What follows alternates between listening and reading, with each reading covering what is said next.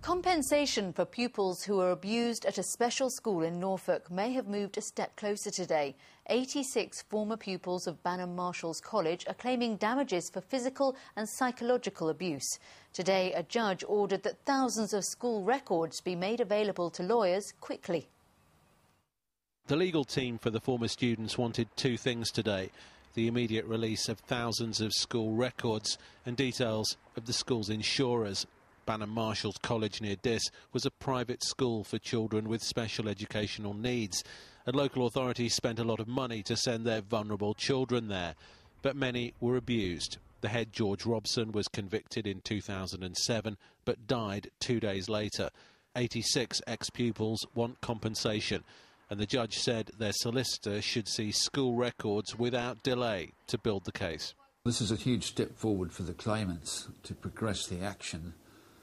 The court ordered this morning disclosure of important general evidence, and disclosure of that evidence is a prelude to trying these cases. We hope that they'll settle. The legal team were denied information on the school's insurance, but they say the records are more important.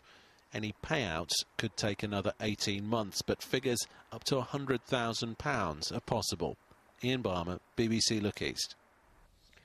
The new leader of Essex County Council has been appointed. Lord Hanningfield resigned last week after being charged in connection with claims for expenses in the Lords. Councillor Peter Martin is taking over immediately. He says the allegations against Lord Hanningfield have not affected the council. This is entirely a matter for Lord Hanningfield, and at the council meeting today I made it quite clear that the legacy that Lord Hanningfield has left the County Council is an extremely effective one. He's been leader for 10 years and he's left us in extremely good shape. 3 members of staff have been suspended at a school in Felixstowe. The chair of governors at Orwell High has confirmed that allegations against the members of staff will be fully investigated, but says they don't involve pupils at the school. Nearly 200 knives have been handed in to police during a 2-week amnesty in Suffolk. 15 were weapons and the rest were kitchen or work knives. They were collected in 2 containers in Sudbury and Great Yarmouth. Certainly the feedback we get is that people are carrying them for their own protection, just in case something happens. But it's interesting to note that 1 in 3 that carry a knife for their own protection will be injured by their own knife. So it's actually not any kind of protection at all. A new music, drama and dance school has been officially opened in Great Yarmouth. It offers student A-levels, diplomas and foundation degrees. The college is one of the few to complete a major building project during the recession. Rail passengers on the main service into London from East Anglia will soon have access to Wi-Fi internet connections. National Express East Anglia will install the service after getting a grant from the Development Agency and county councils. You often see commuters on their Blackberries and mobile phones, but by the end of this year, passengers on the Norwich to London line will also have access to Wi-Fi, wireless internet access for their laptops.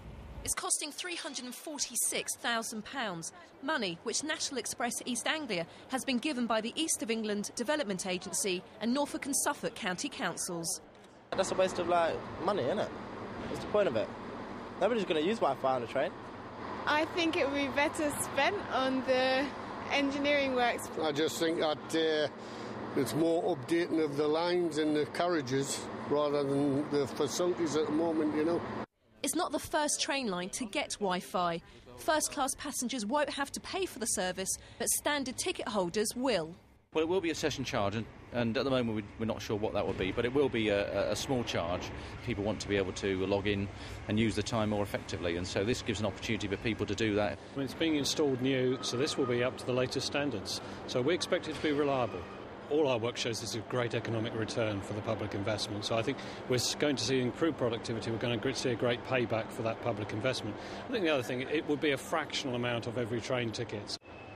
Having this service on the train will provide commuters with a reliable Wi-Fi connection, but for some at a cost. Dawn Gerber, BBC Look East, Norwich.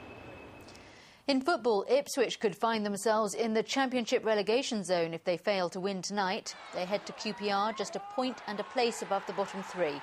Town drew with Middlesbrough on Saturday, once again failing to hold on to a lead. They've had 15 draws in 28 games. The draws won't get us up the table, particularly when we had such a poor start to the season.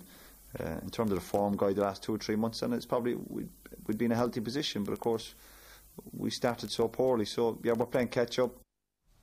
Well, in the football last night, Colchester United beat Southend 2-0 to complete the double over them. It means Colchester stay in the race for automatic promotion in League One.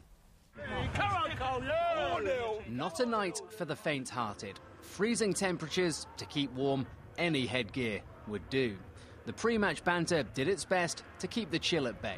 This is the place to be, and Southend have had an awful lot of upheaval this year, but we always do well against Col U. All the results went our way at the weekend, so I think it's just a time to stamp that we're actually serious about going to the Championship. How does this game compare to the Norwich-Colchester derby? I think, to be honest, this one's more... I think it's more important because obviously bragging rights in Essex. We've had some good results against Colchester. I've relegated them in the past, which is always nice. But yeah, you know, it's always important. But Tilly and Brush we trust, that's for sure. Much of the talk pre-match surrounded the state of the pitch. More sand than grass. It didn't take long for the problems to resurface. A slip, a pass, Anthony Wordsworth prodded goalwards and in. Adam Barrett left embarrassed and in a heap. Oh dear.